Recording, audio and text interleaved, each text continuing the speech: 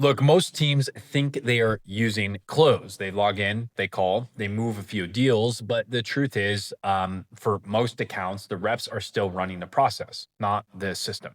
And when the process depends on human memory, it breaks every single time. Now, I've audited accounts where follow-ups sat untouched for weeks or deals got lost because no one remembered to reassign them. 6 months ago, that was frustrating, but we were limited in what workflows could do inside of Close. Now, the latest changes and updates completely change how we think about workflows inside of Close CRM. The way we use Close today looks nothing like it did just a few months back. That's why in this video, I'm breaking down the 3 workflows every Close CRM account needs right now. They're simple to set up, but they'll change how you actually operate within inside of the software.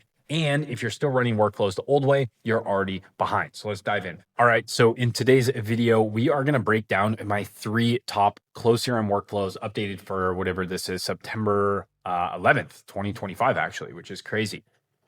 So Close has updated and changed a lot of things inside of workflows, and most people are not actually using them. You're still depending on Zapier or these other platforms. So I want to show you today what is actually possible. The first one is going to be automatically updating important information inside of Close CRM, as you can see right here. The second is enriching leads with AI. So whatever trigger we want, and I'll show you how to use different triggers, we can actually enrich data inside of Close CRM. And then the last is ensuring instant outreach and outbound contact. So we're going to make sure that you have a good outbound campaign that is set up. As soon as a lead opts in, we are outreaching and getting a hold of them. Now, I have a bonus trigger over here for stale lead enrollments. If you stick to the end, I'm going to show you exactly how we would reassign or trigger things to happen when a lead sits too long in a given stage, et cetera, et cetera. So let's go ahead and jump into this first one right here. So we are going to open up our workflows. And then what I want to notate over here is we have this select trigger section. So we can actually come into here and we can choose what trigger we want. Now, we used to be able to we could only use Zapier to actually enroll people into workflows, but that is not the case anymore.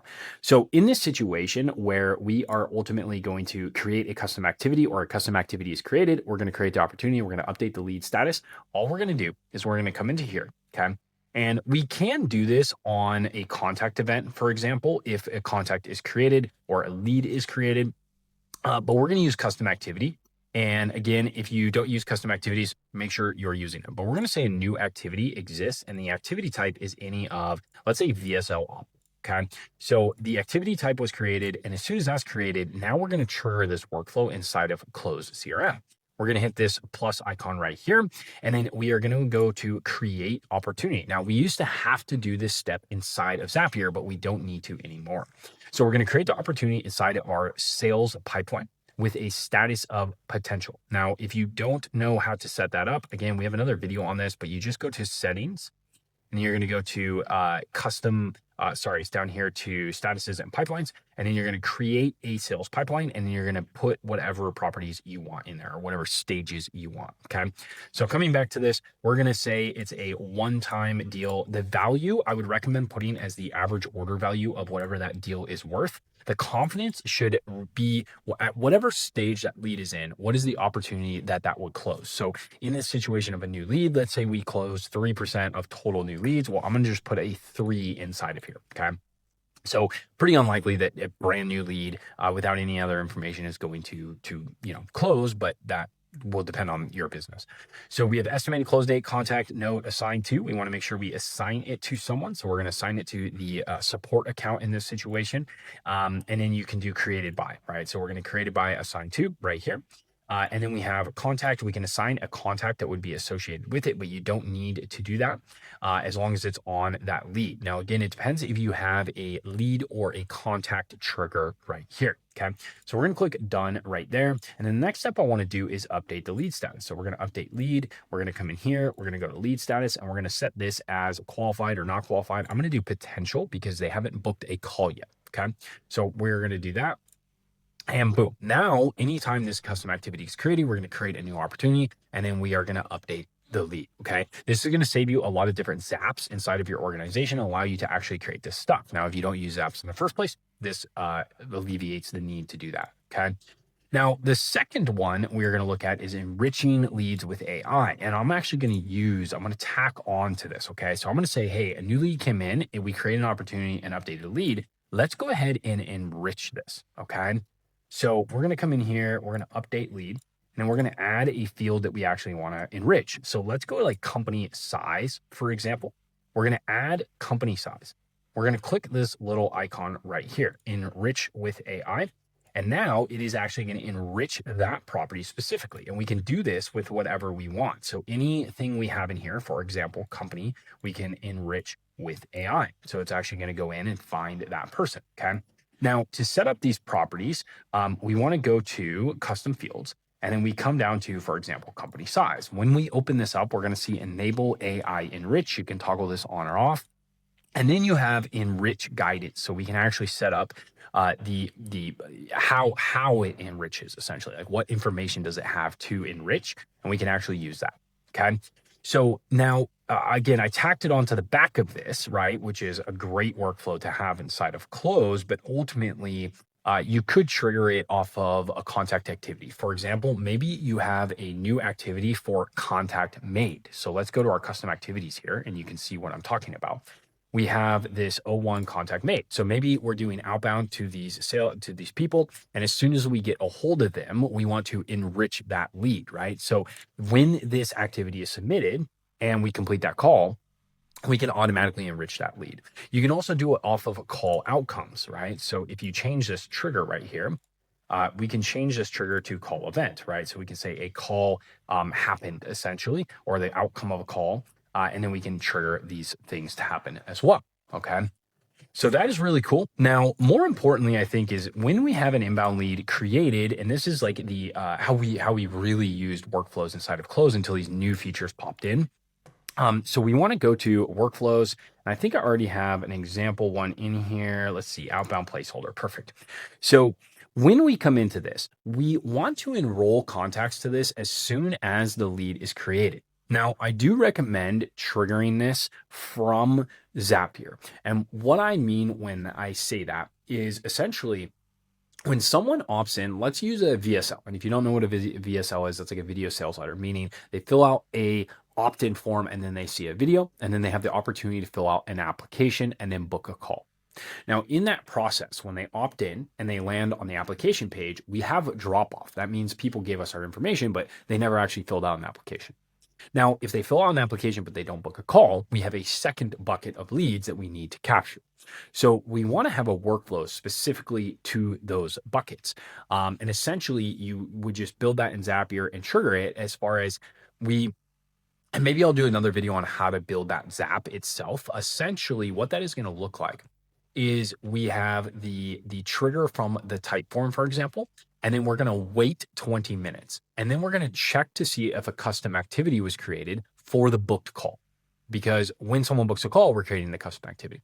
If that booked call custom activity does not exist, then we are going to enroll them to a workflow like this, okay? And essentially that's saying, hey, give me everyone who opted in but did not book a call. And then what is the actual workflow going to say? So the trigger manually is because we're triggering it from Zapier. So enrolling people into this from Zapier after that wait step. Now, once they're in here, we ultimately want to be very curious. We want to ask questions inside of our workflow so we can get a response. That's going to drive your response rate up.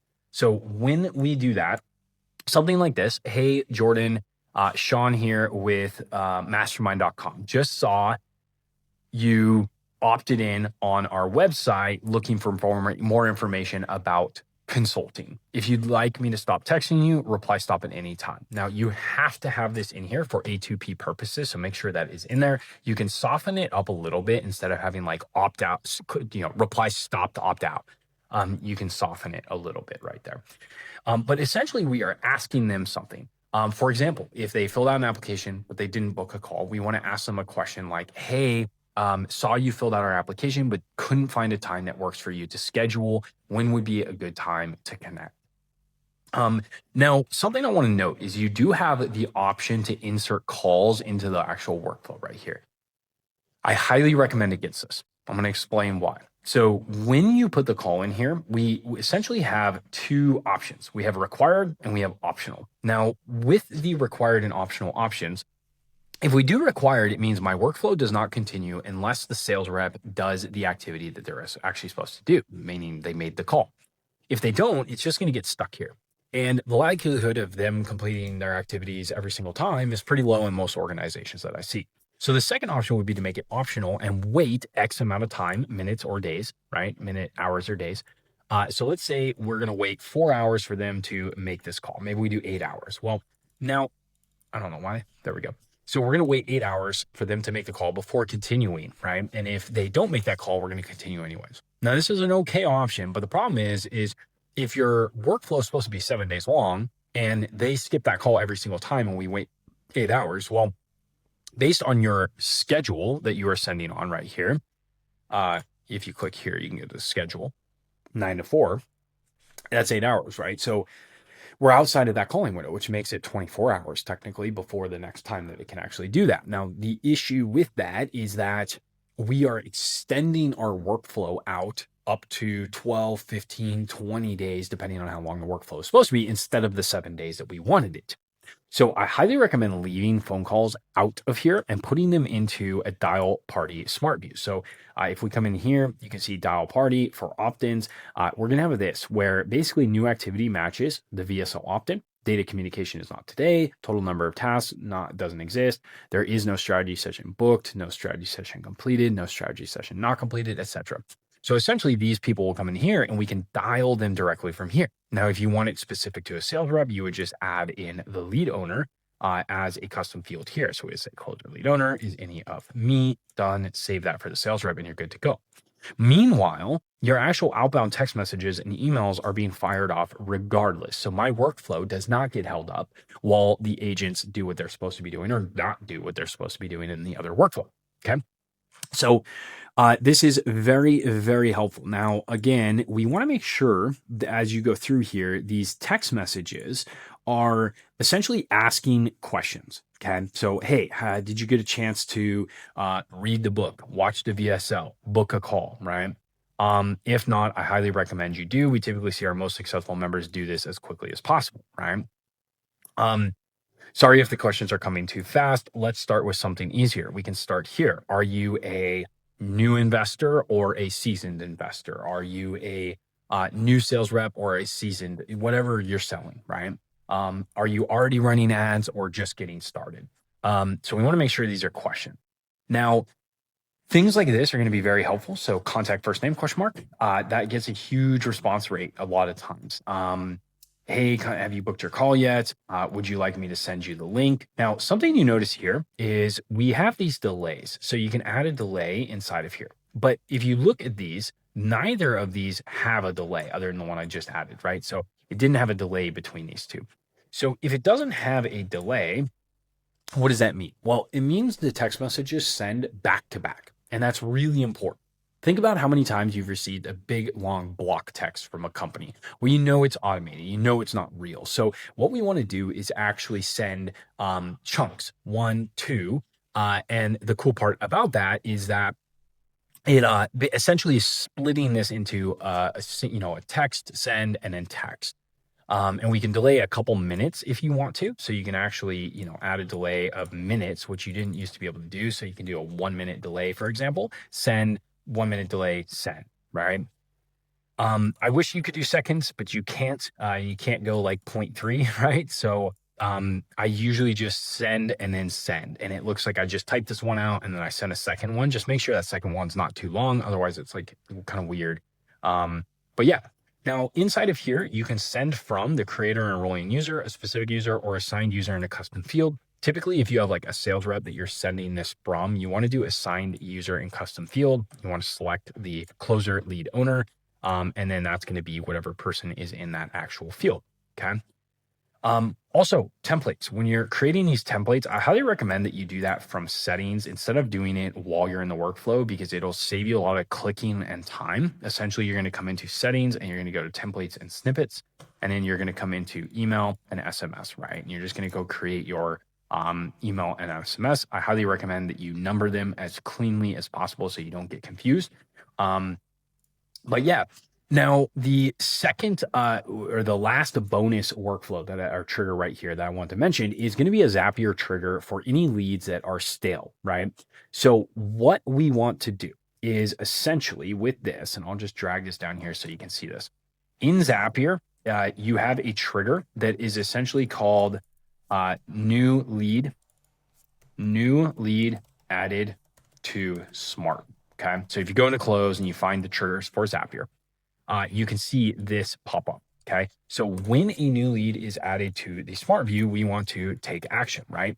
And we're going to do basically enroll to workflow. Okay. And this is such a good workflow. So when a new lead is added to the Smart View, we're going to enroll to workflow. Now, what that essentially means is when we create this workflow, we're going to create a new workflow. We're going to select a trigger manually because we're triggering it from Zapier, right? And then we are going to assign user. And we're actually going to strip the user off. So closer lead owner, we're going to unassign the owner. Okay. So we're taking a lead that it became stale. I'm going to show you how to create a Smart View in a second to generate these leads, right? But we're going to remove the user and then we can do whatever we want. So we can now assign a user and we can do, for example, closer lead owner, and we can round robin, override existing. You can also skip this. If you just do override existing, you can clear it. It depends on your use case. If you don't want a user in there and you want to have a free bucket of leads that people can go call, you can do that. You can unassign and reassign, or you can just assign and overwrite, right? So we're going to assign the new user, and then we can enroll them into like the outbound cadence, right? Like we talked about, where we have email and SMS automatically going out to that person, re-engaging that lead. Okay. Now, how do we create the actual Smart View that is going to trigger this right here, right? Zapier trigger. Well, what we're going to do is we're going to come in here. We're going to click Add Filter, and then we are going to do communication. Total find latest communication date is not within the last, let's say, 30 days. Okay. So now we have all these leads that haven't had communication in the last 30 days. And then we're going to come in here and we're going to say custom activities where, for example, a deal won does not exist and a deal lost does not exist. Okay. So there you go. Boom. And then we're going to add, like, for example, lead status, current status is not any of. And we're going to do a bad fit, not interested, bad data, do not call, and not qualified. Okay. So now we have a list of leads that in theory should have had communication. There's no deal won, no deal lost. There's a current status is not any of blank. And the date of communication is not within the last 30 days. So we're going to strip the owner of that off. We're going to enroll them into the workflow and then start doing outreach to re-engage that lead. Okay. So, but you do have to trigger that from Zapier, and the name of the trigger is right here, new lead added to Smart View. Okay.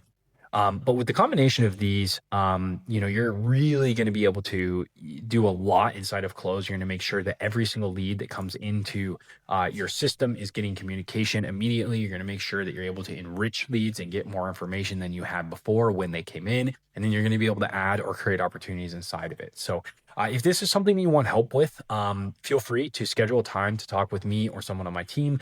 We'd be more than happy to point you in the right direction to make sure you are sorted. We obviously want to make sure that no leads are ever slipping through the cracks. Depending on your average order value and your deal size, you could be losing a ton of money because you are sending leads in here, you're spending money on ads, generating leads, and then not doing what you need to with them inside of the system. So I hope this video is helpful.